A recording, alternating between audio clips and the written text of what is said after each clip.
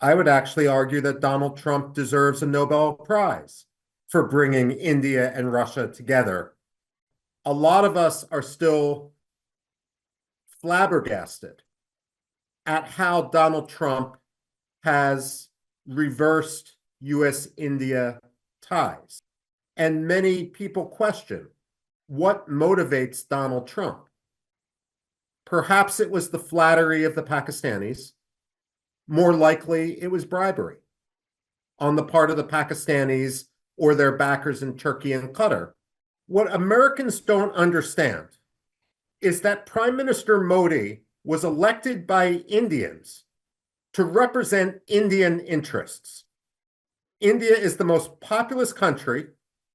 It's soon to have the third largest economy in the world. The US is being hypocritical because we purchase from Russia. We purchase goods and materials that we don't have alternative markets for. So we are being hypocritical when we lecture India.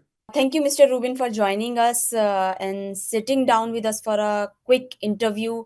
I just want to start straight with a very straightforward question. What do you make of the current visit by President Vladimir Putin to India? How do you assess the current visit?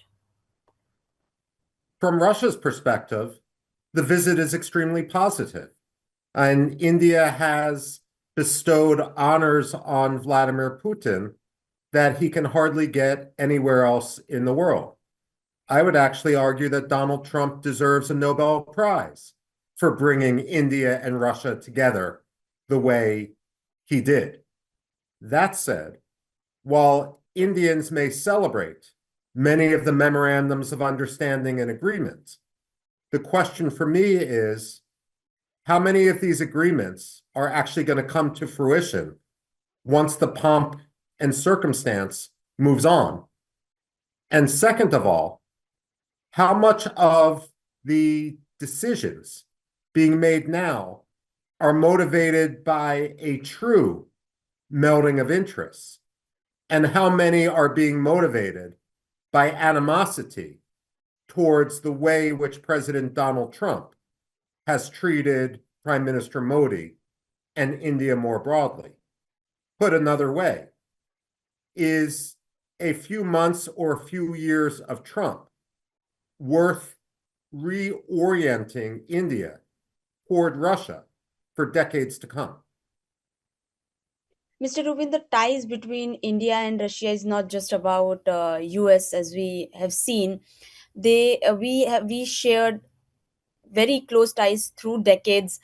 I just want to understand from you how this current visit is being looked is viewed in US policy circle. Is it concerning in US the way this trip has panned out, the outcome of this visit?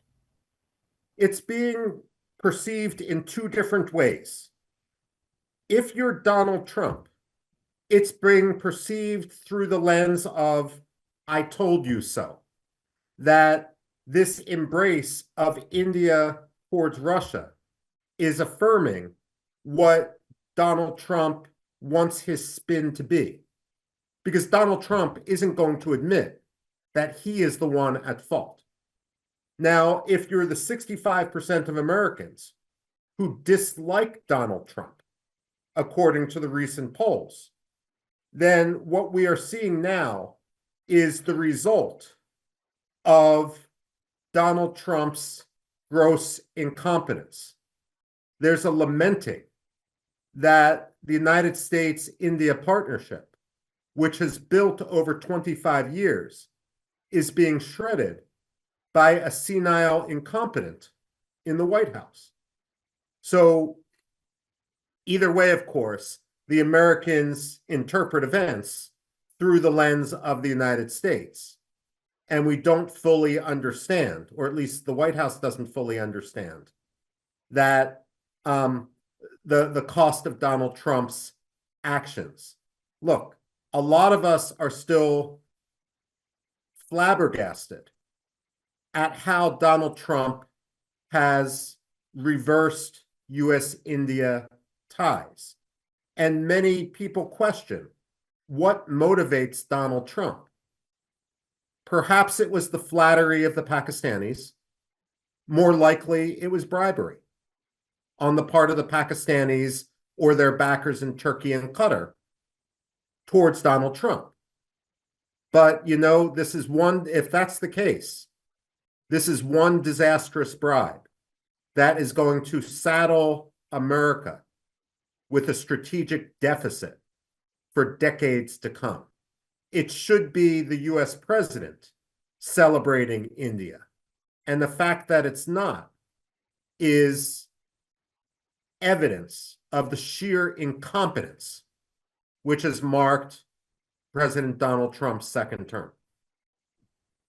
Mr. Rubin, I just wish to draw your attention to the outcome of this visit, of President Putin's visit.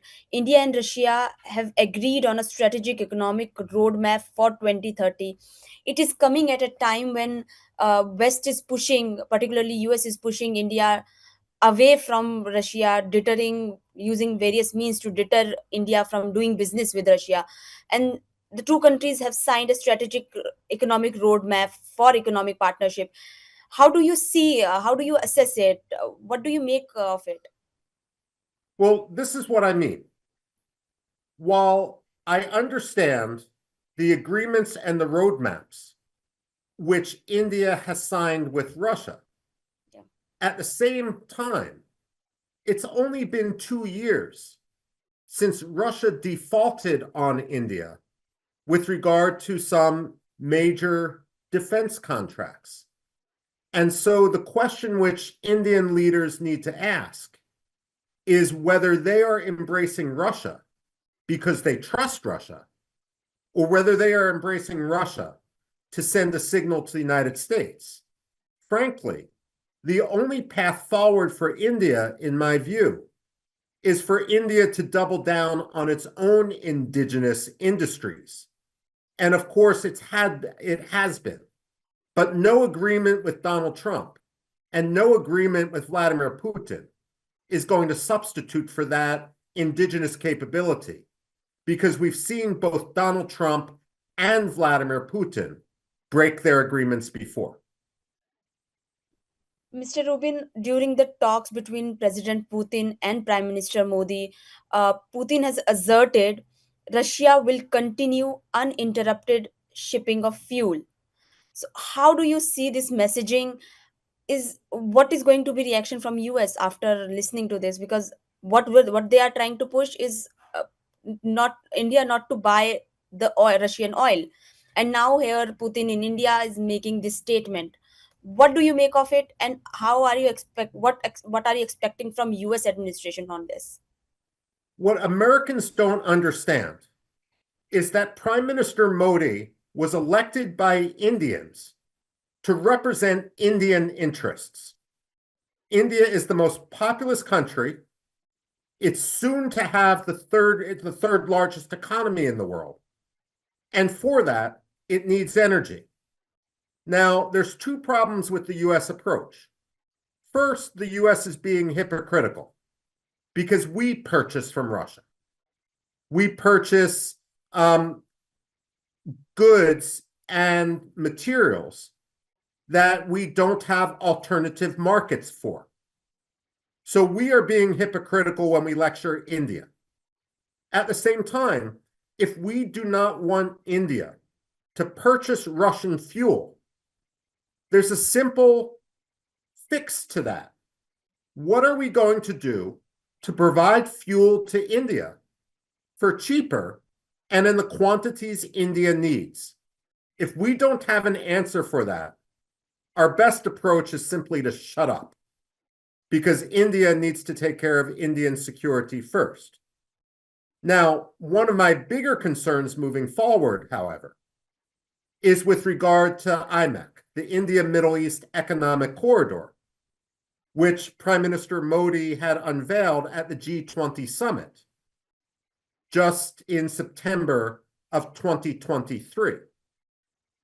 The question many are going to start to ask, not only in Washington, but in Europe in Israel and in the Middle East is whether the agreements Prime Minister Modi signs with President Putin now are somehow going to trump all the planning for the India-Middle East economic corridor.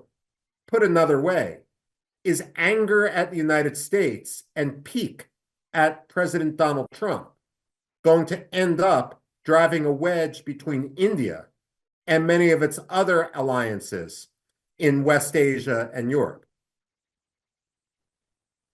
Mr. Rubin, my next question would be about that experts here in New Delhi believes that believe that a U.S. tariff, which was supposed to deter India from from buying Russian oil, have failed, and they have pushed New Delhi closer to Moscow, like we are seeing right now. Do you also believe that? And what is the solution of that now for US when it comes to such scenarios? Yes, I very much believe that. The tariffs that are placed on India are unjust and illogical, and they hurt the United States more than they hurt India, both economically and, as we see, strategically. I am hard-pressed to find a greater example of sheer incompetence than we see when it comes to President Donald Trump's approach to India.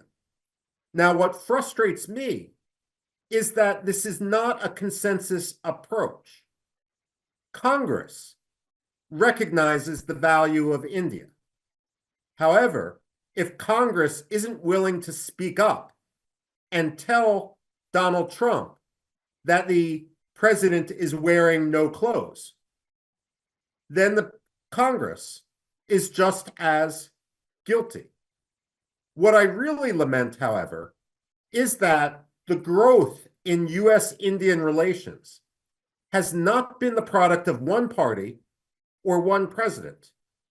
And while there's a fear among many in Washington that Donald Trump could retaliate against them if they contradict him, there are some people that are above that fear and above Donald Trump's ability to retaliate.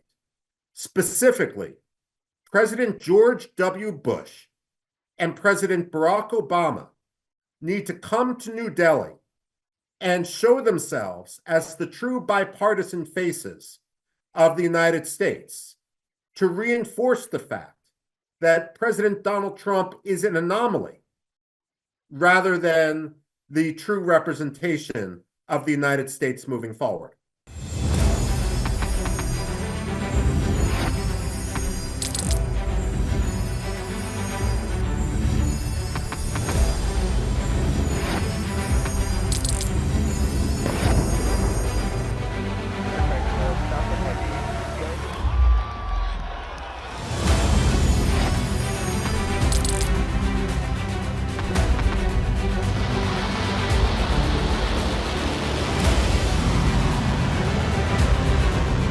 Fighting so long and so hard that they don't know what the they're doing.